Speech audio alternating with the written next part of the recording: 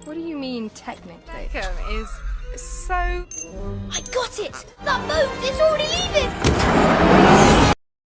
Hello guys, तो कहानी की शुरुआत बहुत पहले इजिप्ट में रह रहे लोगों से होती है। वहाँ हम तूत को देखते हैं। वो सभी लोगों से आगे निकल जाता है, लेकिन एंड मोमेंट पर उसकी गाड़ी का पहिया निकल जाता है और वो गिर जाता है। इसके बाद हम आज के सीन को देखते हैं। हम एक आदमी को देखते हैं जिसका नाम था लॉर्ड। वो मम्मी पर रिसर्च कर रहा था और वो इजिप्ट में मम्मी को ही ढूंढ रहा था। वो प्रिंसेस नर्व के बारे में रिसर्च कर रहा था। वो वहाँ के राजा की बेटी थी। लॉर्ड अपने आदमी से ताबूत खोलने के लिए कहता है, लेकिन ताबूत खाली था। तभी वो वहाँ लिखे बातों को पढ़ने लगता है। वहाँ लिखा था कि कई साल पहले मम्मीज ने अपना रहने का ठिकाना चेंज कर दिया था और वो लोग जमीन के नीचे रहने लगे। उसे यकीन होने लगता है कि जरूर वहाँ जाने का कोई रास्ता होगा। तभी एक कीड़ा उसी ताबूत के नीचे चला जाता है और वो कीड़ा सच में एक जगह आकर निकलता है। वो जगह बिल्कुल हमारे जैसी थी और वो शहर था मम्मीज का। हम वहाँ तूत को देखते हैं। वो वहाँ की लड़कियों का फेवरेट पर्सन बन चुका था क्योंकि उसने रेस जीत ली थी। हम उसके छोटे भाई को भी देखते हैं और उन दोनों की लाइफ अच्छे से चल रही थी। मम्मी वर्ल्ड में हम देखते हैं एक बूढ़ी औरत अपना रास्ता क्रॉस कर रही थी। तभी तूत उसे देखता है और उसकी मदद करता है, लेकिन वो बूढ़ी औरत अपनी एक थैली पीछे छोड़ देती है, इसलिए तूत उसे वापस उठाने जाता है। लेकिन तभी वहाँ नेफर आ जाती है जिससे वो दोनों टकरा जाते हैं। नेफर उसे कहती है, तुम्हें रोड क्रॉस करने से पहले देखना चाहिए। तो वो भी कहता है, मैं रोड क्रॉस कर रहा था और तुम अचानक आ गई। वो कहते हैं नेक्स्ट टाइम याद रखना और वहाँ से चली जाती है और वो भी बूढ़ी औरत की हेल्प कर देता है। नेफर अपने प्लेस वापस आ चुकी थी और वो डरते हुए अंदर चली जाती है जस्ट बिकॉज उसे बाहर जाना अलाउड नहीं था। नेफर को सिंगिंग करना बहुत अच्छा लगता था, लेकिन उसके फादर उसे ये सब नहीं करने देते थे। वहाँ उसके फादर भी आ जाते हैं और कहते हैं कि आज हमारे गॉड का फोनिक्स बर्ड मेरी बेटी के लिए उसका फ्यूचर हस्बैंड ढूंढेगा। लेकिन ये बात नेफर को अच्छी नहीं लगती। वो कहती है, मुझे कोई मैरिज नहीं करनी है, बल्कि मुझे और भी 100 ईयर्स ऐसे ही रहना है। वो कहते हैं, मैं किसी चिड़िया के चूज करने पर शादी नहीं कर सकती। ये सुनकर सभी लोग शॉक्ड हो जाते हैं। उसके डैड भी कहते हैं, वो कोई चिड़िया नहीं है बल्कि गॉड का भेजा हुआ फरिश्ता है और तुम्हें शादी करनी ही होगी। नेफर कहते हैं, मुझे सिंगिंग करना अच्छा लगता है और यही मेरी प्रायोरिटी है। उसके डैड भी कहते हैं, नहीं, तुम एक प्रिंसेस हो और मुझे पता है कि राजकुमारी की प्रायोरिटी क्या होती है। और वो अपनी बात रखकर वहाँ से चले जाते हैं। इसके बाद उसे फोनिक्स बर्ड को बुलाने का आयोजन किया जाता है और फिर एक बड़े से जादुई बॉल में नेफर का हाथ रखकर उस बर्ड को बुलाया जाता है। तभी राजा एक रिंग दिखाकर कहता है, तुम्हें हमारी प्रिंसेस के लिए उसका काबिल हस्बैंड ढूंढना होगा। और वो बर्ड निकल जाती है उसे ढूंढने। वही दूसरी तरफ हम तूत के भाई को देखते हैं, सिक्किम को। वो अपने क्रोकोडाइल के साथ खेल रहा था बूमरैंग गेम। तभी वो गलती से उसी बर्ड को हिट कर देता है।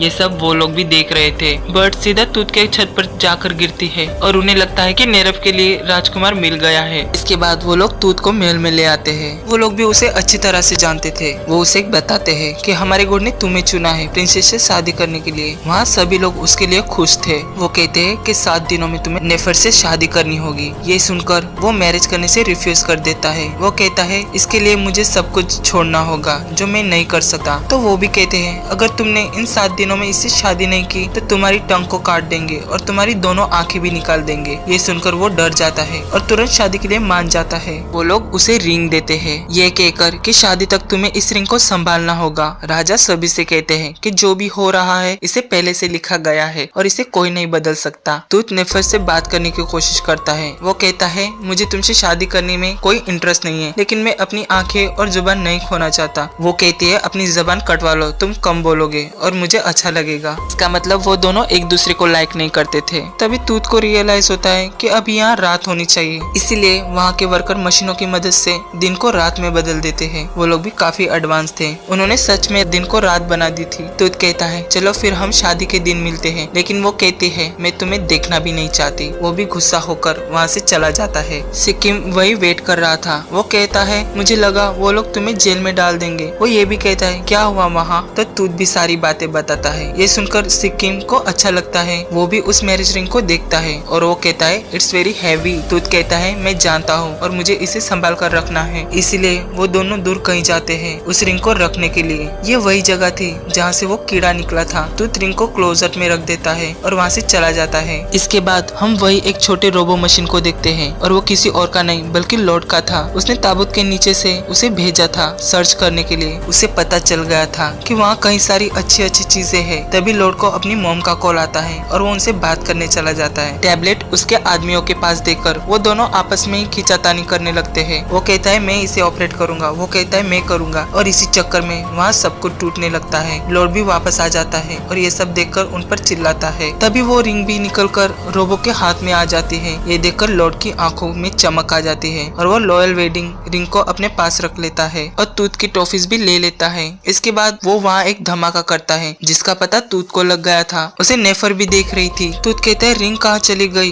उसका सब कुछ बर्बाद हो चुका था। तभी वो लोग एक होल देखते हैं। उन्हें ये भी पता था कि दूसरी तरफ जिंदा लोग रहते हैं। सिक्किम कहता है तुम एक दूसरी रिंग लाकर उन्हें दे देना, लेकिन तूत परेशान था। वो कहता है नहीं, वो लॉयल रिंग है, अगर वो मेरे पास नहीं होगी तो वो लोग मेरी जबान काट देंगे। इसलिए वो डिसाइड करता है कि वो लिविंग वर्ल्ड में जाकर उसे वापस लाएगा। ये सुनकर सिक्किम को अच्छा लगता है और वो कहता है यहाँ बहुत एडवेंचर होगा। तूत उसे मना करता है। वो कहता है वो लोग मम्मीज को चुराते हैं और ये काफी डेंजरस होगा, तुम मत आना मेरे साथ। लेकिन सिक्किम जिद्दी था इसलिए वो मान जाता है और फिर वो तीनों उसी ओर से लिविंग वर्ल्ड में जाने लगते हैं। क्रोकोडाइल भी उनके साथ था और वो लोग इजिप्ट में पहुंच जाते हैं। वो देखते हैं वहाँ सब कुछ अलग ही लग रहा था। उन्हें ये भी पता चल गया था कि रिंग एक आदमी के पास है। लॉर्ड रिंग को एक बक्से में रखकर कहीं भेज रहा था, लेकिन रिंग कहीं और जाने से पहले तूत उसे निकालना चाहता था और वो उसी ट्रक में चढ़ जाता है। तूत को डर लग रहा था, लेकिन सिक्किम भी कहता है अपने मिशन पर फोकस करो, इसलिए वो रिंग ढूंढने लगता है, लेकिन कहीं कुछ नहीं मिलता। तभी वहाँ कोई आने लगता है और वो लोग बक्से में छुप जाते हैं और वो लोग उसी बक्से को भी शिप में चढ़ा देते हैं। वो लोग फिर से बक्से से बाहर आकर रिंग को ढूंढने लगते हैं। तभी वहाँ कोई और आता है, लेकिन वहाँ प्रिंसेस थी जो उनका पीछा करते हुए वहाँ तक आ गई थी। तूत नेफर को देखकर शॉक्ड हो जाता है। वो कहती है तुम शादी ना करो इसलिए यहाँ भागा है ना। तो बीच में सिक्किम बोल पड़ता है कि तूत किसी से नहीं भागता, उसने रिंग खो दी इसलिए हम यहाँ आए हैं। ये सुनकर नेफर को अच्छा फील होता है। वो कहती है अच्छा हुआ अब शादी नहीं होगी। तूत कहता है मुझे वो रिंग ढूंढनी होगी, नहीं तो मैं आंखें और जुबान खो दूंगा। वो देखता है वो लोग ओशन में थे। ये देखकर वो डर जाता है। नेफर कहती है हम अभी यहाँ से नहीं निकल सकते और निकले तो ओशन में खो जाएंगे। वो लोग इजिप्ट से सीधा लंदन पहुँच गए थे। वो लोग फिर से बक्से से बाहर आ जाते हैं और वहाँ से निकलने लगते हैं। लेकिन सिक्किम को तो वहाँ का नजारा अच्छा लग रहा था, लेकिन उन पर किसी की नजर भी नहीं पड़नी चाहिए थी। उन्हें फिर से लॉर्ड दिखाई देता है और वो बक्सा भी उसी के पास था। तभी फिर से लॉर्ड को अपनी मॉम का कॉल आता है और वो उसे थिएटर में बुलाती है शो देखने के लिए, और वो लोग भी उसी की कार में बैठकर निकल जाते हैं और कार रुकने के बाद वहाँ से निकल जाते हैं। वहाँ कुछ लोग उन्हें देखकर उनकी फोटोज क्लिक करने लगते हैं, लेकिन लाइट होने की वजह से वो लोग डर जाते हैं। वो लोग फोटोज चेक करते हैं, लेकिन उन्हें फोटोज में सिर्फ स्केलेटन दिखाई दे रहा था और वो लोग डरकर वहाँ से भाग जाते हैं। सिक्किम उन्हें कहता है ये शायद उनके वेपन्स होंगे और हम भी इनका इस्तेमाल करेंगे। वो लोग थिएटर में आ जाते हैं जहाँ शो हो रहा था। वो लोग भी कैमरे को वेपन समझकर यूज करने लगते हैं एक आदमी पर, लेकिन उससे तो कुछ भी नहीं होता। उन्हें समझ आ गया था ये किसी काम के वेपन नहीं है। वो आदमी उन्हें एक जगह ले आता है जहाँ मम्मीज का शो हो रहा था और उसे लगता है कि ये लोग भी यहाँ शो में काम करने आए होंगे। और फिर नेफर और तूत को भी ना चाहते हुए भी डांस करना पड़ता है। नेफर को ये सब अच्छा लग रहा था क्योंकि उसे भी गाना गाना बहुत अच्छा लगता था, लेकिन मेन पॉइंट तो रिंग को वापस हासिल करना था। हम देखते हैं सेम वैसी ही रिंग शो में काम करने वाले लोगों के पास थी, इसलिए नेफर को लगता है ये वही रिंग है, इसलिए वो सिंगिंग करते हुए रिंग को लेने चली जाती है। वो लोग भी सोच में पड़ गए थे कि ये कौन है, और ना ही ऐसा कुछ भी नाटक का हिस्सा था। नेफर का सॉन्ग अच्छा था, लेकिन कोई भी समझ नहीं पा रहा था कि वो क्या कहना चाहती है। तभी लॉर्ड भी नोटिस करता है कि वो तो आफ्टर वर्ल्ड से आए हैं और उन पर नजर रखता है। नेफर का सॉन्ग एक आदमी एड को अच्छा लगता है और नेफर भी गाना गाते हुए रिंग को ले लेती है। तभी उसके ऊपर लाइट होने की वजह से फिर से स्केलेटन की तरह दिखाई देती है, लेकिन लोगों को उसका गाना अच्छा लगता है और सभी तालियां बजाते हैं और वो लोग बाहर निकल आते हैं। लॉर्ड भी उनका पीछा कर रहा था। इसके बाद एड उन्हें कहता है आपका गाना मुझे बहुत अच्छा लगा। वो कार में कहता है तुम मेरे लिए गाना गाओगी और मैं उसे रिकॉर्ड करके अपने प्लेटफॉर्म पर अपलोड कर दूंगा। वो भी ये सब करना चाहती थी, लेकिन तुझ को अच्छा नहीं लगता। वो कहता है हमें और भी काम है, इसलिए हमें यहीं छोड़ दो, और वो लोग उतर जाते हैं। जाते वक्त एड अपना एड्रेस नेफर को दे देता है और कहता है जब भी जरूरत पड़े तो आ जाना, और वो वहाँ से चला जाता है। नेफर नाराज हो चुकी थी क्योंकि सिंगिंग ही उसका शौक था, लेकिन वो भी मिस्ड हो गया। लेकिन तूत भी गलत नहीं था, वो लोग आफ्टर वर्ल्ड से बिलोंग करते थे और ये सब उनके लिए अच्छा नहीं था। नेफर वापस जाकर वो लाइफ नहीं जीना चाहती थी और वो भी शादी नहीं करना चाहती थी। तूत कहता है काश उस बर्ड ने मुझे ना चुना होता। तभी सिक्किम बोल पड़ता है कि उस बर्ड ने तुम्हें नहीं चुना था, वो तो मेरी गलती की वजह से ऐसा हुआ। ये सुनकर दोनों दोनों खुश हो जाते हैं क्योंकि अब उन्हें शादी नहीं करनी पड़ेगी, क्योंकि बर्ड ने तो बाय मिस्टेक उन लोगों को चुना था। इसके बाद नेफर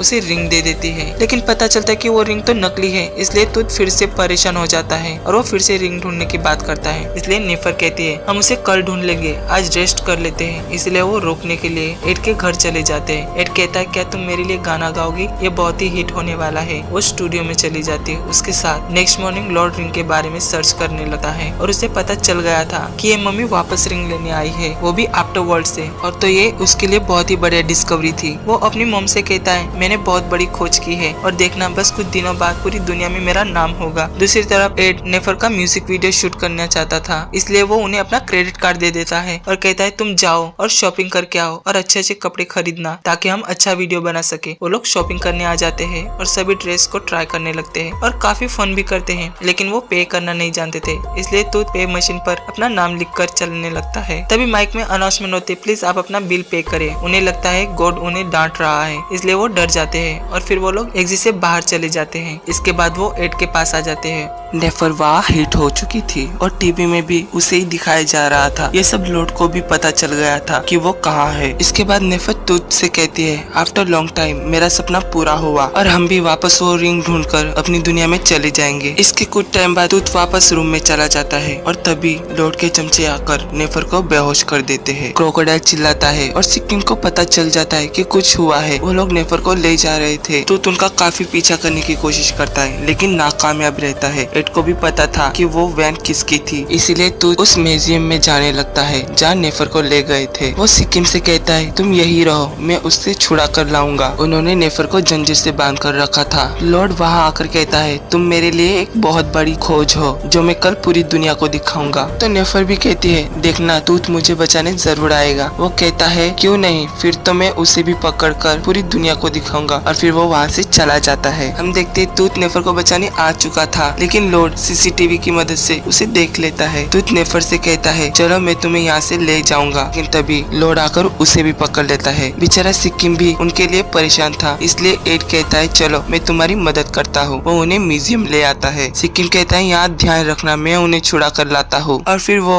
और उसका क्रोकोडाइल वो दोनों अंदर चले जाते। सिक्किम भी कम नहीं था और स्प्रे से सारी सीसीटीवी को ब्लैक कर देता है और उनके पास पहुँच जाता है। लेकिन वो दोनों तो काफी बुरी हालत में थे, मतलब उन्हें नशा चढ़ गया था और वो अजीब तरीके से बातें कर रहे थे। या फिर से लॉर्ड को पता चल जाता है कि कोई तो एग्जीबिशन रूम में आया है और वो भी चेक करने आ जाता है। वो देखता है वो लोग वहाँ नहीं थे क्योंकि सिक्किम उन्हें वहाँ से ले जा रहा था। सिक्किम रिंग भी ले लेता है, लेकिन तभी गलती की वजह से वो दोनों लॉर्ड के स्टैचू से बात करने लगते हैं। वो कहते हैं हम तुम्हारे जाल से निकल गए हैं और उन्हें असली वाला लॉर्ड देख लेता है। तभी सिक्किम उन्हें लेकर भागने लगता है। लॉर्ड उन्हें बेहोश करने ही वाला था कि तभी एक डोर खोल देता है और वही बेचारा बेहोश हो जाता है। नेफर को होश आ चुका था और वो सब वहाँ से निकल जाते हैं और जाकर बस में चढ़ जाते हैं। लेकिन उस बस को चलाने वाला कौन था, इसलिए सिक्किम कहता है मैं चलाऊंगा, मैं चलाना जानता हूँ। और वो ड्राइव करने लगता है। लॉर्ड भी उनका पीछा कर रहा था। तुद को काफी डर लग रहा था कहीं उनके साथ कुछ बुरा ना हो जाए। सिक्किम काफी बुरी तरीके से ड्राइव कर रहा था और लॉर्ड ने भी हार नहीं मानी थी। वो लोग रिवर के पास पहुँच गए थे और तभी काफी दूर जाने के बाद तभी लॉर्ड को जाल में फंसाकर उसकी वैन को ही शिप पर पहुंचा देते हैं। वो लोग काफी खुश होते हैं कि आखिरकार वो बच गए। अब उन्हें कोई भी हालत में वहाँ से जाना था, इसलिए एड उनकी हेल्प करता है। वो उन्हें चुपके से एयरप्लेन में बिठा देता है और आखिरी गुड बाय बोल देता है। वो लोग भी वापस इजिप्ट आ जाते हैं और उसी रास्ते से वापस आफ्टर वर्ल्ड में चले जाते हैं अपनी दुनिया में। लेकिन कहानी यही खत्म नहीं होती दोस्तों। लॉर्ड भी वापस इजिप्ट आ रहा था ताकि उन्हें पकड़ सके। हम देखते नेफर और तूत अपने अपने रास्ते आ चुके थे, लेकिन एक बात तो आपको जरूर पता होगी, right person but wrong timing. Same वही चीज उन दोनों के साथ होती है। हम देखते हैं लॉर्ड जीसीबी लेकर उनके वर्ल्ड में पहुंच गया था और वो बहुत खुश होता है क्योंकि वो सीधा राजा को उठाने वाला था। ये बात भी राजा के कानों में पहुंच जाती है, लेकिन तब तक देर हो चुकी थी। लॉर्ड वहाँ पहुंच चुका था और उन्हें उठाने वाला था कि नेफर वहाँ आ जाती है। वो कहती है ये मेरी गलती है और मेरी वजह से ही ये यहाँ तक पहुँच पाया है। सिक्किम भी आकर तुझसे कहता है कि प्रिंसेस को तुम्हारी जरूरत है, लेकिन वो हेल्प करने से रिफ्यूज कर देता है। वो कहता है उनके पास गार्ड है, वो लोग संभाल लेंगे, लेकिन सिक्किम कहता है नहीं, उन्हें तुम्हारी जरूरत है। यहाँ नेफर भी उन्हें रोकने की कोशिश कर रही थी, लेकिन लॉर्ड सब कुछ बर्बाद कर रहा था और वो राजा को पकड़ लेता है और लेकर जाने लगता होता है, लेकिन नेफर भी कम नहीं थी। वो भी एक छत से दूसरी छत से उसके पास पहुंच जाते हैं और कहते छोड़ दो उन्हें, पर वो कहाँ मानने वाला था। वो सब कुछ डिस्ट्रॉय कर जा रहा था। नेफर वहाँ से नीचे गिर जाती है और तभी तूत आकर उसे बचा लेता है और वो भी लॉर्ड का पीछा करने लगता है और फिर अपने टांगे से जेसीबी के साथ भागने लगता है। वो लोग सिटी से बाहर आ चुके थे। तूत उसे मारने के लिए ऊपर जाता है, लेकिन वो खुद पंच करे इससे पहले वो खुद ही पीट जाता है। बेचारा राजा की तो जान बच चुकी थी, लेकिन फाइट के चक्कर में वो गिरने वाले थे एक खाई में, लेकिन लॉर्ड ने भी उसे पकड़ के रखा था। तभी तूत टांगे को अलग कर देता है और नेफर से कहता है आई लव यू, और वो उसी के साथ खाई में गिर जाता है। नेफर को लगता है अब तूत भी नहीं रहा, लेकिन उसने अपने आप को किसी तरह बचा लिया था। लॉर्ड मर चुका था और फिर कहानी के एंड में तूत उसे रिंग पहना देता है और वो दोनों की शादी हो जाती है और हैप्पी रहने लगे। Thank you guys for watching.